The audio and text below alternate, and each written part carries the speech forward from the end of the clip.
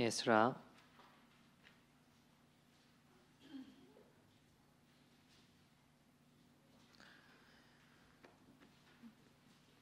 4장 23절 24절입니다. 구약 성경 714페이지 15페이지 정도 있습니다. 715페이지 에스라 4장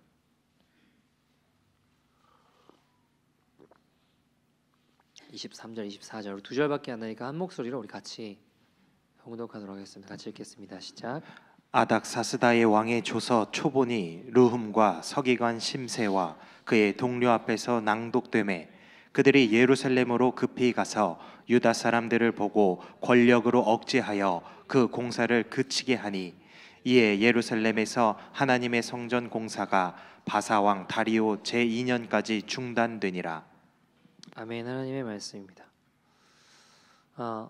제가 알고 있던 어떤 아이가 학교에 왕따 아이들을 보고 그 왕따 아이들이 예수님이다 라는 것을 깨닫고 그 아이들 편이 되어주고 같이 뭐 밥도 먹고 같이 시간들도 보내고 이렇게 했어요. 근데 하나님 기뻐하시는 일들 했잖아요. 그럼 뭐가 조금 해결이 돼야 되는데 같이 왕따를 당하고 같이 어려움을 겪게 되었습니다. 그러다가 자기가 이해가 안 되는 거예요. 하나님 기뻐하신 대로 순종을 하고 우리 예수님을 지켜드린다고 돕고 하는데 하나님 기뻐하시는 일을 한다고 하는데 같이 왕따를 당하고 같이 어려움을 당하니까 이게 이해가 잘 안 되다 보니까 나중에 그 고민을 하다가 얘가 나중에는 너무 힘들어져서 정신적으로 어려움을 겪게 되었습니다. 하나님 뜻대로 순종한다고 했는데 위기를 만나게 된 거죠.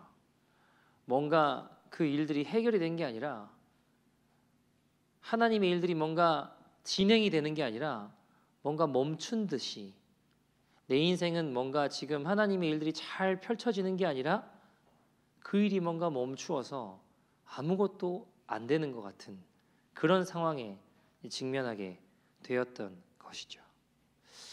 여러분 인생을 사시면서 그런 적은 없으십니까? 하나님 기뻐하시는 것을 한다고 했는데 뭔가 그것이 안 되는 것 같고 멈춰진 것 같고 저도 그런 적들이 참 많이 있었던 것 같습니다.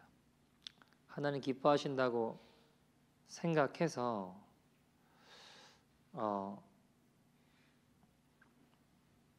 군대 갔을 때도 제 목표가 뭐였냐면 모든 선우임을 전역하기 전에 한 번 이상 복음 전하자 이게 목표였거든요. 2년 동안 주님이 선교지로 보내주시니까 참 감사하는 마음으로 열심히 복음 전해봐야겠다. 그래서 교회에 가고 전도하고 싶은 게 제 유일한 소망이었습니다. 2년 동안 다른 거 별로 원하는 거 없었어요. 근데 잘 안 되더라고요 그게. 그리고 다른 걸로 저를 이렇게 막는 게 아니라 뭐 교회를 못 가게 하거나 뭐 이런 이제 하나님의 일들이 뭔가 진행이 돼야 될 것 같은데 뭔가 멈춘 듯한 그런 일들. 제가 훈련소에서 입소자 대표가 돼서 앞에서 뭐 계속 했거든요. 인솔하고 뭐 아무튼 뭐 처음 들어갈 때부터 끝날 때까지 제가 앞에서 다 했어요 모든 걸. 그걸 하면 표창장을 받는데요. 그거 받으면 또 휴가증이 된다고 해가지고 제가 하나님께 기도했거든요. 하나님 이거 휴가 받아서 놀고 먹으려고 하는 게 아니라 제가 이거 허락해 주시면 제가 이제 수련회 같은 거 맞춰서 한번 가보겠다고 미션 컨퍼런스 같은 거 맞춰서 가보겠다고 열심히 기도했는데 표창장은 제가 아니라 빽 있는 다른 친구가 받았어요. 그러니까 이게 뭔가 내가 내 욕심대로 구했나고 하나님한테 막 따지고 그랬던 것 같아요. 이게 이상하지 아니지 않냐 이거. 그런 일들 여러분 인생에 없으십니까? 여러분 오늘 본문 보시면 우리가 잘 아시는 대로 에스라 3장에 보면 예루살렘 성전이 하나님의 계획과 역사하심으로 지어지는 것 같습니다. 여러분 이들은 바벨론 포로 생활을 했던 이들은 당시 그 나라에서 노예 생활하던 자들은 아니었습니다. 그래도 나름대로 자기 삶이 잘 영위되던 사람들이 모든 걸 포기하고 하나님의 성전이 무너져 있다 해가지고 그걸 지으러 왔거든요. 다 포기하고 온 거예요. 얼마나 귀한 일입니까? 그리고 목적이 뚜렷하지 않습니까? 하나님의 성전을 짓겠다. 그죠? 3장까지 보면 이제 뭔가 그런 일들이 이루어지는 듯 보입니다. 근데 문제는 오늘 본문 4장에서부터 어떤 일이 벌어지냐면 악한 세력들이 중상모략을 펼치며 막 방해하기 시작해요. 결국 어떤 일이 되느냐? 아닥사스다 왕이 조서를 내려서 방해하던 그 자들의 말을 믿고 듣고 성전 짓는 걸 중단해라 라는 명령을 내리게 되죠. 성전 이거 하러 왔는데 이거 완전히 다 끝난 거예요. 다 끝나버린 것 같아요. 아니 분명 하나님의 명령이고 말씀이며 하나님 뜻인데 어떻게 중단될 수 있을까요? 그것도 사람들의 방해로. 우리도 이렇게 이야기합니다. 여러분, 우리 가정을 향한 하나님의 뜻, 하나님 주신 마음으로 기도했습니다. 근데 뭔가 이루어지는 게 아니라 뭔가 점점 깜깜한 듯, 뭔가 점점 반대로 되는 것 같을 때 없으십니까? 하나님 주신 마음으로 순종한다고 하고 영혼 구원을 위해 기도하고 뭐 자녀들을 위해 기도하고 이렇게 기도하는데 하나님 주신 마음이고 하나님 뜻이라고 기도를 하는데 그럼 그렇게 뭔가 이루어져야 되잖아요. 그게 아니라 뭔가 점점 반대로 가는 듯한 일들. 근데 어떻게 이러실 수 있습니까? 라고 생각이 드실 때 없으시냐고요. 개인을 향한 주님의 뜻도 마찬가지일 수 있고 하나님 주신 비전이 있어서 순종한다고 걸어가는데 뭔가 그거랑은 점점 멀어지는 것 같고 내 기도는 도대체 무엇이며 뭔가 중단되는 하나님 꿈을 향해 달려가는 걸음은 뭔가 중단된 듯한 또 교회를 향한 하나님의 뜻 하나님 약속 주셔서 막 걸어가는데 사람들이 방해한다고 중단될 수 있냐라는 것입니다. 여러분 우리가 기억해야 되는 것은 우리가 역사를 통해 에스라서를 통해 또 알 수 있는 건 뭐예요? 결국 하나님의 성전은 완성되는 것을 우리가 봅니다. 하나님의 거룩한 역사가 방해는 받을 수 있지만 결코 좌절되지는 않습니다. 모든 방해를 딛고 결국 하나님의 일은 완성이 된다라는 것입니다. 여러분 방해하는 그 목소리들을 가만히 들어보면요 타당한 근거들을 가지고 이야기를 해요. 틀린 말하지 않아요. 그들이 하는 말을 살펴보십시오. 오늘 본문 조금 앞에 보시면 19절 20절 말씀 보시면요 이렇게 이야기하죠. 명령하여 살펴보니 과연 이 성읍이 예로부터 왕들을 거역하며 그 중에서 항상 패역하고 반역한 일을 행하였으며 옛적에는 예루살렘을 다스리는 큰 군왕들이 있어서 강 건너편 모든 땅이 그들에게 조공과 관세와 통일세를 다 바쳤도다. 전쟁이 많던 지역입니다. 왕을 거역하는 자들이 많았고 그 중에는 늘 패역하는 이들이 있었다라는 겁니다. 그래서 이걸 멈춰야 된다라는 겁니다. 타당한 이유입니다. 설득력이 있습니다. 그러나 여러분 기억하십시오. 하나님 하신 일은 옳고 그름의 문제가 아닙니다. 하나님의 일은 맞고 틀리고로 결정되지 않습니다. 하나님의 일이 진행될 때는 가장 중요한 특징은 그것을 통해 사람이 살아난다는 것입니다. 한번 생각해 보십시오. 내가 하는 말은 사람을 살리는 말인가? 죽이는 말인가? 저는 지금 옳고 그름을 이야기하는 것이 아닙니다. 긍정적이냐 부정적이냐 이런 이야기하는 거 아닙니다. 여러분 회개하자는 말은 긍정적인 말 아니잖아요. 근데 사람을 살리는 말입니다. 여러분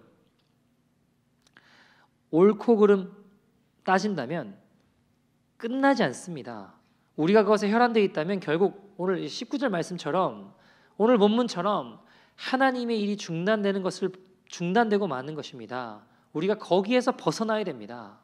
여러분 요셉이 구덩이에 빠지게 되었습니다. 그가 형들에게 다가올 때 형들이 뭐라고 이야기해요? 꿈꾸는 자가 오는도다 그러잖아요. 꿈꾸는 자가 오는도다. 무슨 말이에요? 야 진짜 하나님의 거룩한 꿈을 가진 자다란 말이에요? 아니요. 비꼬는 말이었습니다. 무시하는 겁니다. 구덩이에 던지고 요셉을 노예로 팔아버리죠. 여러분 요셉 입장에서 어떻게 이럴 수 있냐고 옳고 그름을 따집니까? 근데 요셉이? 그러지 않아요. 중요한 건 사람들이 어떻게 보느냐가 아니라 하나님이 어떻게 보시느냐입니다. 여러분 우리가 기억해야 될 것은 요셉은 비웃음거리가 돼도 하나님의 꿈은 좌절되지 않습니다. 나는 실패하고 쓰러졌어도 하나님은 일하십니다. 결국 주님의 영광을 드러내십니다. 여러분, 우리가 주님 기뻐하신 일을 한다고 하지만 때로는 낙심이 될 때가 있어요. 그러나 때가 이르면 주님 거두게 하십니다. 잠시 멈춰든 듯 중단되는 듯 보이나 하나님은 하나님의 일들을 반드시 이루십니다. 그럼 우리가 해야 될 일들은 뭘까요? 우리가 해야 될 일. 이 방해하는 자들의 목소리와 달리 우리의 입술을 잘 다스려야 됩니다. 우리가 입술을 잘 다스리지 못하면 본문의 이방 민족처럼 하나님의 일들을 중단시키는 자들이 되게 됩니다. 결국에는 하나님이 하나님 뜻을 이루십니다. 그러나 불평과 불만으로 보름이면 14일이면 갈 거리를 40년 도는 이스라엘 백성의 길을 우리는 따르지 말아야 된다는 겁니다. 사랑하는 여러분, 살리는 입술이 되십시오. 죽이는 입술 되지 마십시오.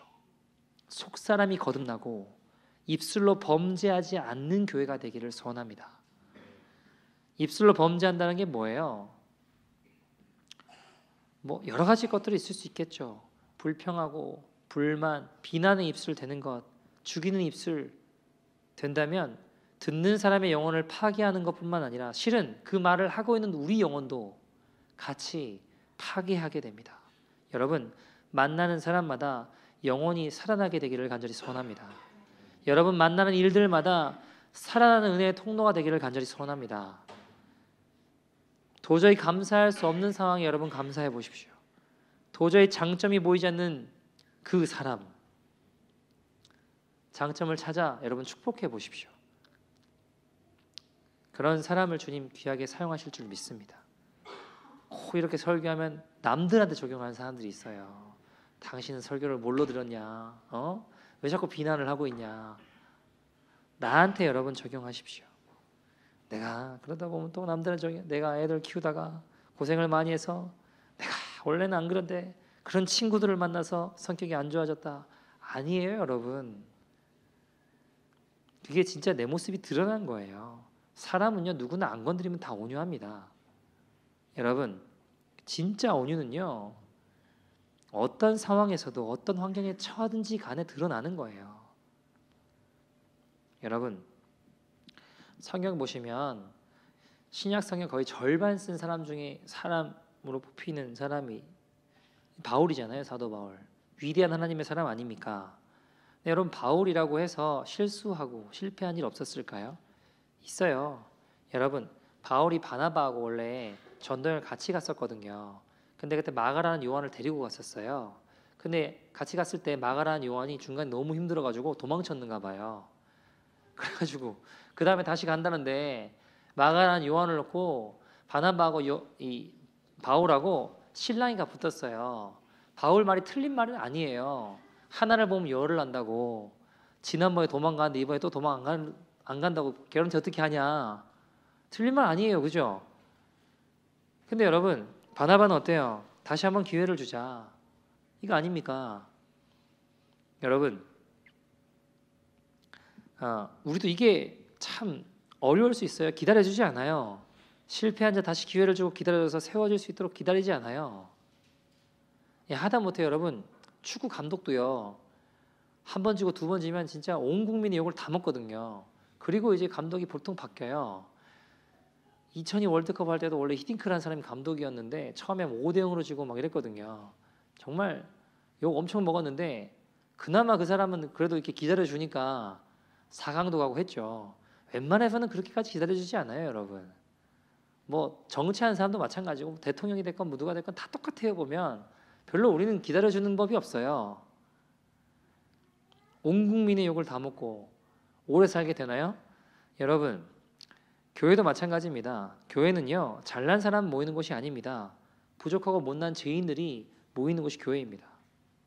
처음부터 잘하는 사람 있을까요? 간혹 있는데 거의 없습니다. 여러분 하나 실수하고 못하면 바로 난립니다. 여러분 저는 그런 생각을 해요. 부족하고 실패한 사람들이 다시 일어설 수 있도록 격려하고 세워주며 기다려줄 수 있는 것이 교회가 되면 좋겠다. 마가를 향해 지난번에 도망쳤다고 실패했다고 너는 거봐 안 된다고 때려치라고 너는 같이 갈 수 없다고 바울의 태도가 이런 태도 아니었습니까? 그러나 결국 그를 다시 하나님의 사람으로 설 수 있도록 기다려준 바나바의 선택이 옳았다는 걸 우리는 바울의 인생 후반부에 가서 알 수 있습니다. 디모데후서 3장 10절 보시면 다들 세상을 살아가야 사랑에 돌아왔거든요. 제가 조금 말씀이 다른 부분인 것 같아요. 근데 마가라는 요한을 데려오라고 끝까지 충성된 자라고 이야기하죠. 만약 부끄러운 과거가 있지만 다시 한번 주님 위해 살고 싶습니다. 힘들어도 나를 위해 살려고 도망가는 게 아니라 얼마나 비참하고 초라한 건지 내가 잘 알았습니다. 그때는 내가 참 어렸습니다 하고 다시 기회 달라고 하면 마가에게 다시 기회를 준 바나바. 근데 이때 만약에 바나바도 야 너는 안 되는 것 같다 하고 가라고 했으면 주님께 끝까지 충성하는 십자가의 적인 마가라고 하는 요한은 없었을 겁니다. 여러분 정말 주님의 제자로 살길 원한다면 희생하고 헌신하십시오. 문제를 보고 똑같이 비판하기보다 그것을 위해 말 없이 기도해주는 하나님의 사람 되기를 소원합니다. 내가 원하는 일 말고 주님 원하시는 일을 하시는 저와 여러분 되기를 소원합니다. 그게 뭘까요? 주님 나라 위에 사랑하고 헌신하고 섬기는 겁니다. 여러분 이제 또 1:1 양육 시작되는데 많은 분들이 자격이 없다고 목자 되는 것들을 두려워하십니다. 근데 여러분 자격이 없다라고 생각하는 게 자격이에요. 자격이 있다라고 생각하는 사람은 하면 안 돼요. 나 정도 되면 그래도 내가 목자 하면 안 돼요.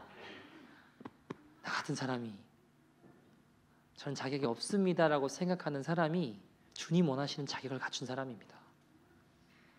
여러분 주님 나라 위에 영혼을 섬기십시오. 주님 나라 위에 우리의 생명도 아낌없이 드리는 것입니다. 주님 나라 위에 주님 걸어가신 길을 따라가는 거예요. 제가 일전에 어떤 선교지에 좀 지낸 적이 있는데 저는 단기팀을 그 선교지에 있는 동안 단기 선교팀이 왔어요. 근데 단기 선교팀이 하는 행태를 보고 제가 너무너무 화가 나고 속상했어요. 왜냐하면 이 사람들이 선교를 하러 왔나 놀러 왔나 이게 좀 너무 이제 헷갈리더라고요. 제가 보니까 아니 교회에서는 선교하러 왔다면 선교를 해야지 이게 놀러 온 건지 선교하러 온 건지 제가 온통 이 사람들 머리 안에는 며칠 여기서 의료 좀 하고 의료팀이 왔거든요. 하고 한 거의 절반은 스노클링하고 뭐 놀러 갈 생각에 지금 잔뜩 기대에 부풀어가지고 어디가 뭐 유명하냐 내가 어떻게 하니 내가 가면 내가 어떻게 저한테 물어보는데 제가 막 자꾸 얼굴이 붉어지고 자꾸 이렇게 표정 관리가 안 되는 거예요. 그래서 선교사님은 저녁에 가가지고 저 사람들 그냥 보내자. 저 사람들 그냥 내보내자. 그냥 여기 왜 나 이해가 안 된다. 나는 너무너무 화가 나더라고. 속상하고 뭐하러 온 사람들이냐. 그리고 선교사님이 이제 선교지들을 이렇게 방문하는 것들 이제 가는 것들 뭐 이런 것들을 안내하고 하는데 인솔에 오신 목사님마저 막 뭐 콜라 달라 아무튼 뭐 이러고 있으니까 제가 막 너무 화가 나가지고 못 보겠더라고요. 선교사님 그 현지 사정을 여러분 단기 선교팀이 잘할까요? 살고 있는 선교사님이 잘할까요? 당연히 살고 있는 선교사님이 잘 아실 거 아니에요. 말을 안 들어요. 하고 싶은 대로 하겠다는 거예요 자꾸. 그래가지고 아니라고 이 선교사님 막 설명을 해도 말을 안 들어요. 그래서 제가 저녁에 선교사님한테 저 사람들 내보냅시다. 이건 아닌 것 같다. 화가 나가지고 막 열불 내고 있는데 선교사님 웃으시더라고요. 그래서 청년이었거든요 그때 20대 청년이었는데 선교사님 웃으시면서 저한테 그래도 저들을 통해서 지금 어려움에 처해 있고 아픈 이들이 도움을 받는다고 그 일들을 통해서 하나님의 일들이 진행될 거라고 결국 장기적으로 남아있는 분이 선교사님이잖아요. 의료 혜택을 거기 병원이 없거든요. 의료 혜택을 받지 못하고 막 산을 2개 넘어서 오고 이러더라고요. 그래가지고 막 웃으시면서 속상하고 누구보다 속상하실 거예요. 근데 웃으시면서 그래도 저 사람들 통해서 도움을 받게 되는 사람들에게 복음 전할 수 있는 기회들이 열릴 거라고 막 웃으시면서 저한테 어른이시더라고요. 저는 막 열받아가지고 막 소리치고 있는데 자 그걸 가만히 지금 생각해 보면서 그래 어른이 된다라고 하는 건 나이를 그냥 먹는 게 아니라 그 입술과 마음을 다스리며 성숙하게 걸어나갈 수 있는 걸음을 걸을 수 있는 자가 되는 거구나 라는 생각들을 해보게 됩니다. 여러분, 잠언 29장 11절에 딱 이 상황에 맞는 표현들이 있어요. 같이 읽어볼까요? 시작. 어리석은 자는 자기의 노를 다 드러내어도 지혜로운 자는 그것을 억제하느니라. 저는 어리석어서 상황을 보고 막 제 노를 다 드러내고 있는데 선교사님은 지혜로우셔서 그걸 다 억제하시고 다 이렇게 넘기셔서 사역하시더라고요. 여러분, 참 축복할 만하지 않은 상황에 축복하는 거 쉬워요, 어려워요? 어렵죠. 여러분, 때론 상황에 딱 함몰되면 어떻게 이게 안 돼요. 근데 여러분, 우리가 내가 해결할 수 없으면 주님이 하신다라는 믿음이 있어야 돼요. 왜요? 그분이 우리 아버지시잖아요. 여러분, 상황 바라보지 말고 주님 말씀을 바라보는 저와 여러분 되기를 소원합니다. 성경에 보면 다윗이라는 사람이 있는데요. 다윗이 여러 가지 특징이 있는데 그 중에 하나가 뭐였냐면 자기가 어떻게 해결할 수 없으면 주님이 해결하신다라는 믿음이 있었어요. 그러니까 다 이거 상황이 어렵다 그러면 주님께 탁 토스 탁 올려드리고 주님이 이루신다. 그 믿음이 다윗의 인생에 항상 있었던 것 같습니다. 사무엘하 16장에 보시면 5절에 쭉 보시면 사울 왕이 죄로 인해 다윗 그 아들 압살롬이 반역을 일으켜 쫓겨나 비참한 처지에 처해 있을 때입니다. 근데 갑자기 이상한 시므이라고 하는 이상한 사람이 등장을 하더니 막 흙먼지 날리면서 다윗을 막 저주하는 거예요. 근데 여전히 다윗 주변에는 장군들, 다윗의 신하들이 같이 있었습니다. 그러니까 부하들이 어떻게 생각할까요? 저놈이 감히 어떻게 왕을 욕하냐? 저놈 죽여올까요? 이렇게 물어봐요, 다윗한테. 근데 다윗이 뭐라고 이야기해요? 놔둬라. 주님께서 말씀하신 것일지 모르지 않느냐? 주님께서 혹시 나의 원통함을 들으시고 그가 하는 저주 때문에 여호와께서 선으로 내게 갚아주실 것이다. 내 상황 열어주실지 누가 알겠냐? 다윗은요, 자기를 저주하는 사람 앞에서도 주님의 음성을 끌어낼 수 있는 사람이었어요. 화가 나고 저주하고 죽여버릴 수 있는 그 상황에서도 하나님을 바라보는 거예요. 다윗도 똑같이 화내고 저주하고 죽여버릴 수 있잖아요. 그러나 그는 믿음의 고백을 올려드리는 거예요. 여러분, 말이 바뀌는 자들이 거듭난 자들입니다. 욕이 나올 만한 상황이나 사람을 만나면 축복하는 게 쉽지 않아요. 막혀버리는 것 같아요. 근데 오히려 그때 축복을 운전하는데 여러분 누가 확 끼어들었어요. 어떻게 해야 돼? 이런 축복받을 이런 축복받을 여러분, 우리가 축복했는데 그들이 받지 않고 거절하잖아요. 그럼 그들이 받을 축복이 우리에게 와요. 이게 성경의 고백입니다. 마태복음 보시면 10장 11절에서 13절 보시면 복음 전하러 그들이 어떤 성이나 마을에 들어가든지 그 중에 합당한 자를 찾아내어 너희가 떠나기까지 거기에 머물라. 12절 13절 같이 읽어볼까요? 시작. 또 그 집에 들어가면서 평안하기를 빌라. 그 집이 이에 합당하면 너희 빈 평안이 거기 임할 것이요 만일 합당하지 아니하면 그 평안이 너희에게 돌아올 것이니라. 합당하지 아니하면 그 평안이 누구한테 온대요? 우리한테 온다라고 성경은 이야기해요. 우리가 복음을 전하고 축복을 하고 기도를 하면 그것을 받든 안 받든 다 좋은 거예요. 왜요? 받으면 그 사람이 구원받아서 좋고 안 받으면 그들이 받을 축복과 그 은혜가 평안이 우리에게 오니까요. 여러분, 화가 나고 욕이 나올 것 같으면 축복하는 거예요. 우리 입술이 비난하고 판단하고 정죄한 입술에서 축복하고 사랑하고 섬기는 언어들이 가득한 입술 되기를 소원합니다. 여러분, 비난하는 입술이 아니라 기도하는 입술 되기를 소원합니다. 여러분, 예수 믿는다고 하는 건 그저 내 삶이 좀 더 업그레이드되고 좀 더 축복받고 좀 더 나은 환경 상황 내가 움켜쥐자, 그게 아니에요. 우리의 가치관이 변화돼서 내 입술이 주님 원하시는 고백을 드리는 입술로 바뀌는 겁니다. 여러분,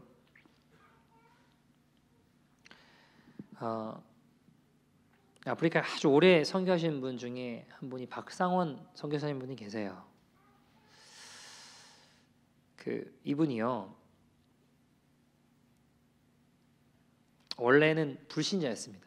예수님 믿는 사람이 아니었어요. 불신자 집안에서 1976년도에 남편이 국비장학생으로 독일로 유학을 가요. 근데 그해 3월에 가는데 9월에 아들이 태어나거든요. 근데 남편이 독일로 가서 그의 주님을 만나고 아내한테 편지를 전도를 하기 시작해요. 교육이 다 끝날 때쯤이 되었습니다. 이제 돌아와야 되잖아요. 그죠? 근데 갑자기 남편이 하나님이 자기를 부르신 것 같다 그러면서 신학을 공부해야겠다 그러면서 독일 가서 신학을 공부하고 또 하나님 원하시는 곳으로 가야 된다고 영어 공부하러 영국에 가서 또 신학을 공부하게 되는 거예요.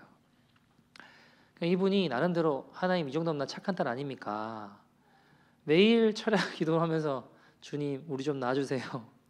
우리 좀 놔주세요. 이제 좀 남편이 돌아오게 해주세요. 이렇게 기도하면서 많이 기다렸습니다. 이게 이제 제목이었죠. 시아버지한테도 아들 좀 불러드리세요. 그러면 시아버지는 네가 해라 나는 못한다. 1984년도에 남편이 한국에 한번 왔대요. 와서 한다는 이야기가 이제 다 정리하고 이제 들어온다. 이러면 얼마나 좋아요, 그죠? 그래도 이상한데 우리 주님이 우리를 아프리카로 부르시는 것 같아. 무슨 소리냐? 한국 가서 살든지 나를 유럽으로 데려가라. 대답이 없어요. 3개월에 다시 영국으로 갔어요. 편지가 두세 번 오다가 어느 시점부터 영국으로 보낸 편지가 되돌아와요. 몇 달 후에 편지가 왔는데 아프리카 말라이래요. 하나님이 나를 너무 이렇게 살기 좋은 아프리카로 보내주셨다고. 말라이는 아프리카 중에 아프리카의 스위스라고 불리는 곳이라고. 사람들이 아프리카의 알프스라고 부른다고. 처음엔 너무 어이가 없어서 답장도 안 했대요. 선교사님이 편지에 아프리카 알프스 너무 아름다운 곳이다. 너무 좋다. 근데 한 가지 아쉬운 것이 가족이 지금 없어서 쓸쓸하다. 비행기표를 사서 보내주겠다. 초청하는 거죠. 계속 편지가 와요. 근데 이제 나중에는 마음이 결국 녹았어요.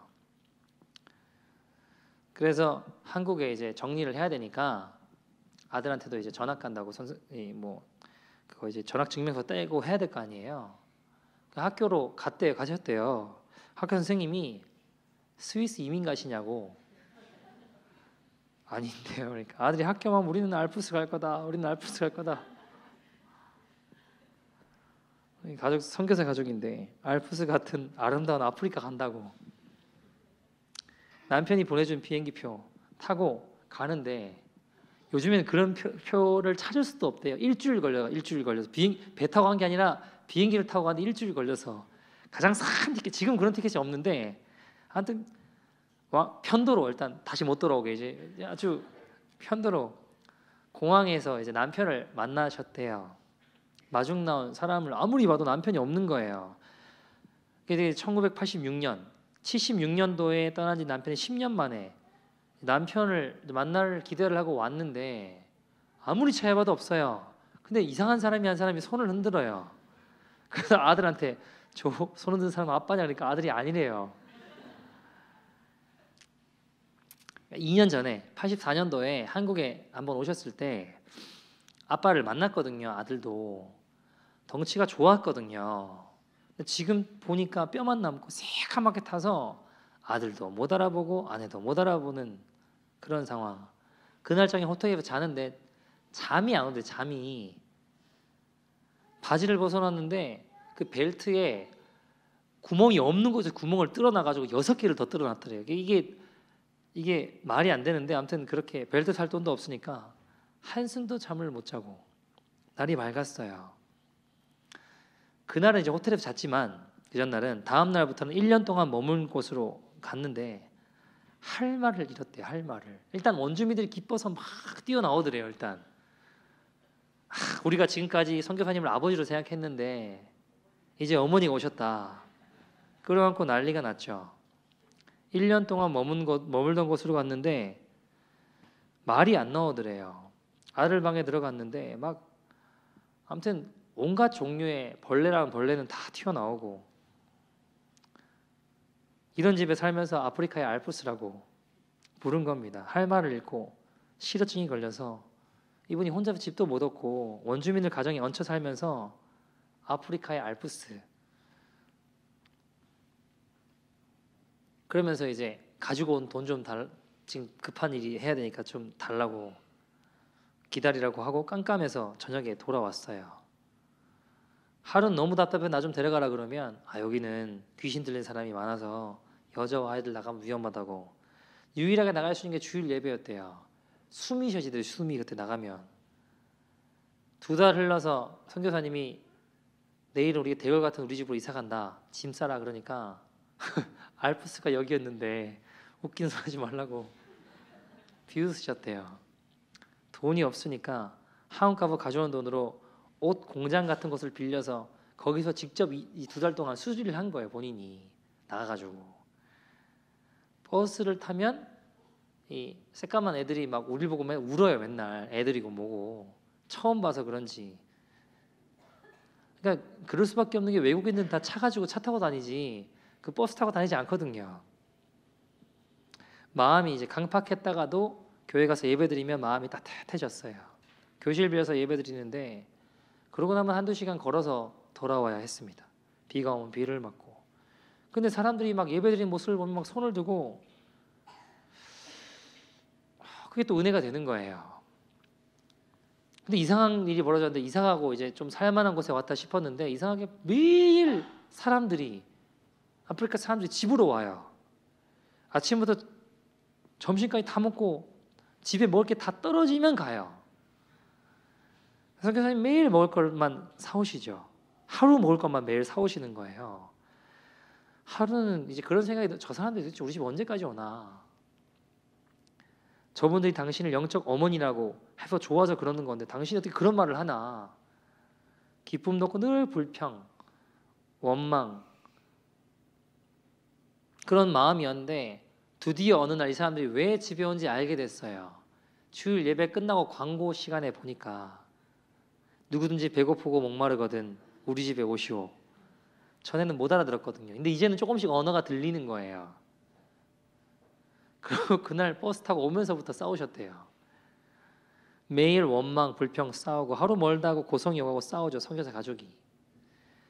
왜 자꾸 초대하냐고 초대 안 해도 오는 사람들을 굳이 찾냐고 굳이 초대하냐고 옆에 보라고 우리가 배고프고 우리가 목마른 사람이라고 아들하고 내가 배고프고 목마른 사람이라고 맨날 싸우셨대요.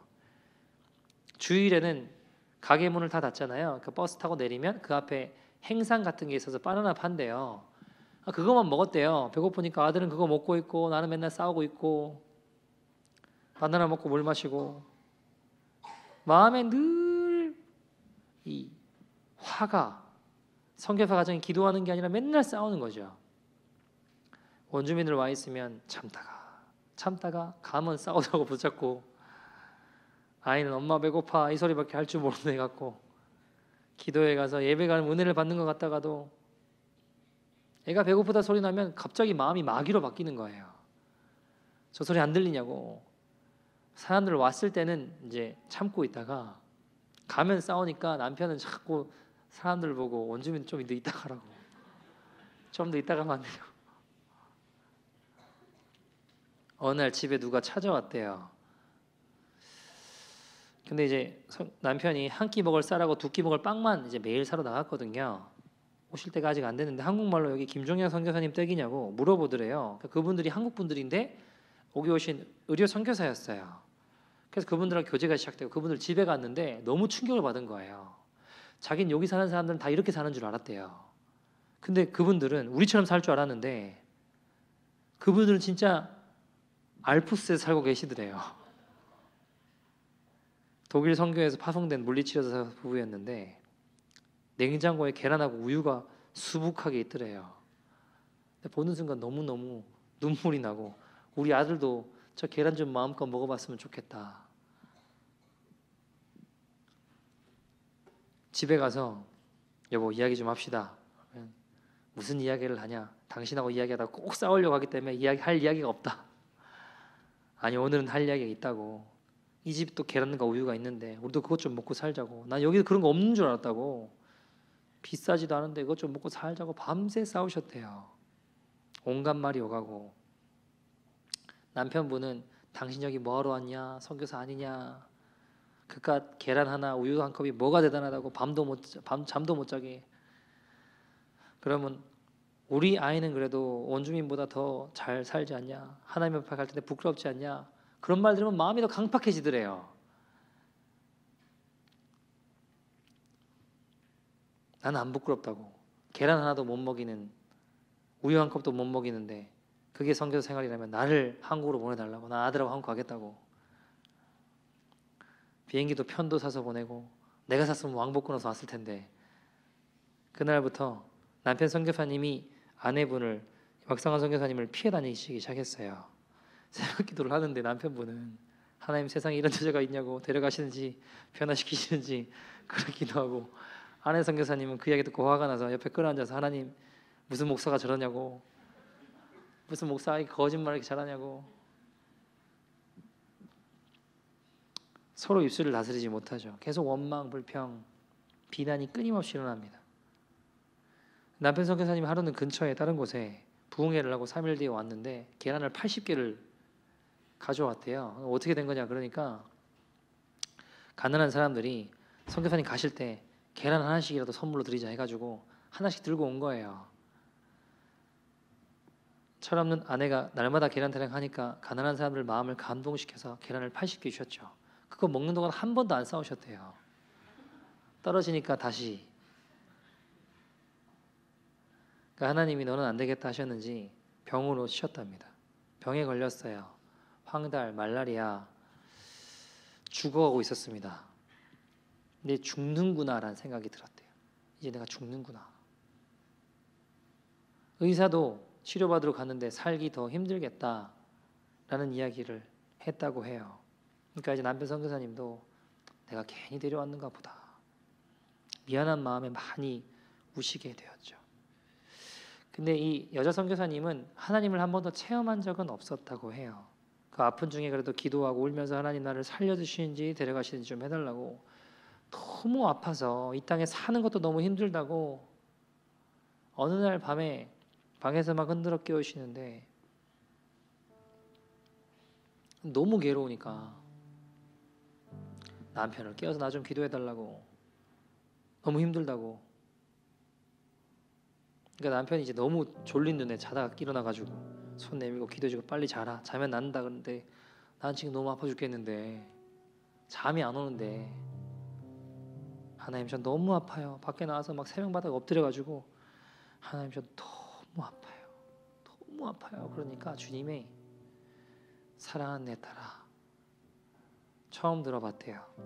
이게 뭐지? 그 밖에서 나 부르나? 그쪽으로 걸어가려고 하는데 그쪽에서 들리는 게 아닌 거예요. 사랑하는 내 딸아, 사랑하는 내 딸아, 그 소리가 들리는 거예요. 순간 다른 사람의 간증에서 나오던 그 일이 내게 일어났구나라는 생각이 들더래요. 아버지라고 부르니까, 그래 너는 내 딸이다, 내가 너를 사랑한다. 평소에 항상 남편 선교사에게 이렇게 얘기했어요. 하나님 나 안 사랑한다고, 당신만 사랑한다고, 당신만 불렀다고, 난 재수 없어서 결혼 잘못해서 여기 온 거라고, 하나님 당신만 택했다고. 근데 그걸 들으신 하나님이 이분을 인식시켜 주시는 거예요. 여러분 열심히 수고한다고 해서 사역이 다 잘 이루어지지 않을 수 있거든요. 근데 주님이 이 선교사님 부르시면 내가 너를 사랑한다, 내가 너를 아프리카로 불렀다, 내가 너를 사용할 거다. 얼마나 그런지 모른대요. 내 하나님께서. 그러나 네가 거듭나야 되겠다 그러시더라고요. 네가 거듭나야 되겠다. 너무 당황스럽더래요. 이게 무슨 말씀이냐고. 저 목사의 아내고 모든 걸 다 버리고 선교지에 선교사로 이렇게 왔는데, 매일 기도하고 이렇게 헌신하고 복음 전하며 살아가는데 내가 거듭나야 된다고요? 말이 안 되는 소리 아닙니까? 주님 저는 거듭났다고. 주님은 넌 거듭나지 않았다. 네가 지금 이 모습으로 서 있으면 내 이름만 더럽힌다 그러시더래요. 갑자기 앞을 환히 빛을 비춰주시며 이 죄를 드러내주시고 보여주시는데, 내가 난 그런 짓 하는지 모르는 사람이었어요. 내가 정말 그런 짓 하는지 몰랐어요. 밥을 따서 감추는 장면을 보여주시는데, 아마 사람들이 가면 한 끼 먹을 쌀만 사다 주니까 조금이라도 감춰서 산을 가고 나면 내 아들 먹여야지 그랬는 것 같아요. 근데 내가 정말 그랬는지 몰랐어요. 빵을 이제 아프리카 아이들이 우리 아들하고 놀겠다고 오면 그 아이들 빵은 얇게 썰어주고 내 아들 줄 빵은 조금 그래도 두껍게 썰어서 먹이는 모습을 보여주시고 얼마나 울었는지 모른대요. 하나님 잘못했어요. 하나님 잘못했어요. 하나님 자꾸 그런 걸 자꾸 보여주시는 거예요. 마귀처럼 서서 남편 주님께서 허락하신 주의종 대적하고 서 있는 모습, 불평하고 원망하고 입술 다스리지 못하고 싸우는 모습, 내가 존재적으로 얼마나 더러운 죄인인지 고개를 들 수 없는 겁니다. 막 울었습니다. 그때 하나님께서 너는 네 아들 사랑해서 밥을 감췄고 빵을 두껍게 먹이고 했지만 나는 너를 사랑해서 내 하나뿐인 나를 십자가에 내어 주었다. 나는 너를 사랑해서 내 하나뿐인 나를 예수를 십자가에 내어 주었다. 그 음성 앞에 얼굴을 바닥에 엎드려 울었어요. 주님 용서해 주세요. 주님 용서해 주세요. 소리 지르며 울었어요. 그리고 그 자리에 기절했습니다. 그리고 시간이 얼마나 지난지 모르겠는데 남편 선교사님 새벽기도 한다고 오셨더니 당신 왜 그러고 있냐고.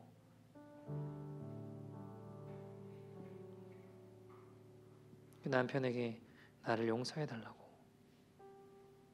무슨 일이냐고. 하나님 나를 찾아오셨다고. 그렇게 말씀하셨다고.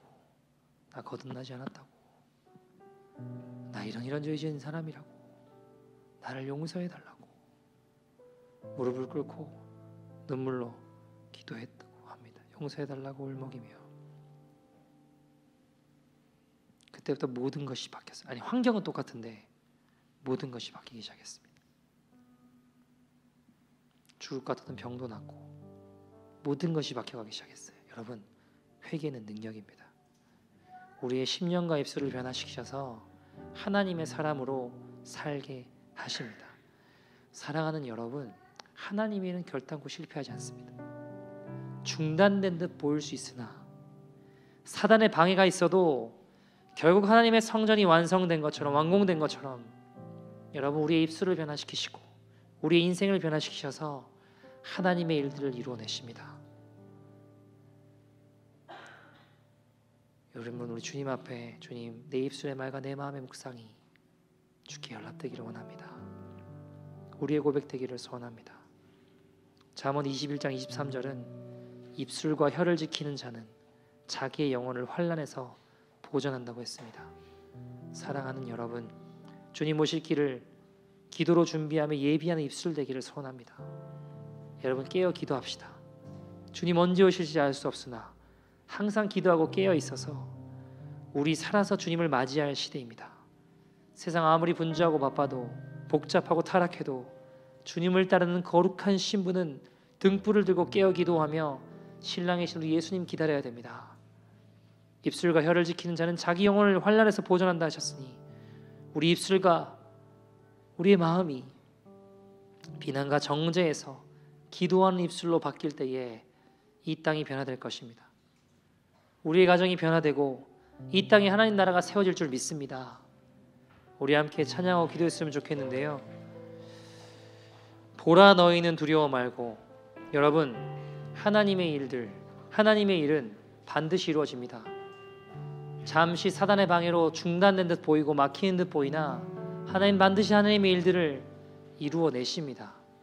여러분, 하나님의 구원을 볼 수 있는 저와 여러분 되기를 소원합니다.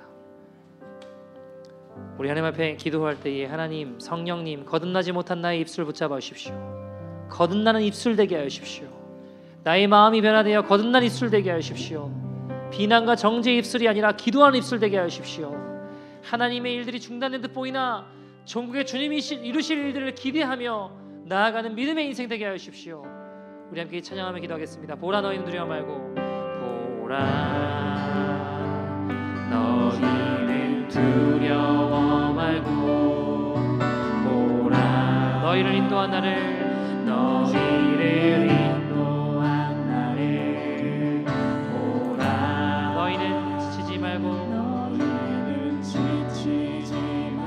너희를 구원한 나를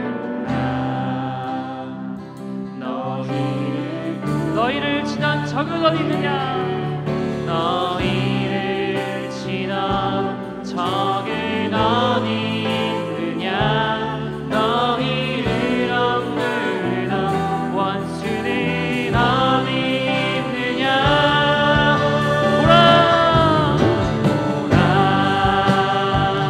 하나님 구원을 보라 하나님 능력을 너희를 위해서 쌓으시는 주의 손을 보라 하나님 구원을 하나님 내가 지나라고 불려 원망한 입술에서 벗어나 하나님의 구원과 하나님의 능력을 바라보며 나갈 수 있는 우리를 위해 싸우시는 주님의 손을 바라보는 믿음의 인생 될 수 있도록 인도하여 주옵소서. 주의 손을 보라 너희는 두려워 말고 보라 너희는 두려워 말고 보라 너희를 인도하는 주님을 신뢰하며 나가는 하나님 믿음의 입술 되게 하여 주시옵소서. 상황에 함몰되는 나의 마음이 아니라 환경에 함몰되는 나의 입술이 아니라 하나님 우리를 구원하고 인도하시는 주님을 바라보며 하나님 결국에는 주님의 성전이 완공될 것입니다. 주님이 이루실 것입니다. 너희를 치던 적은 어디 있느냐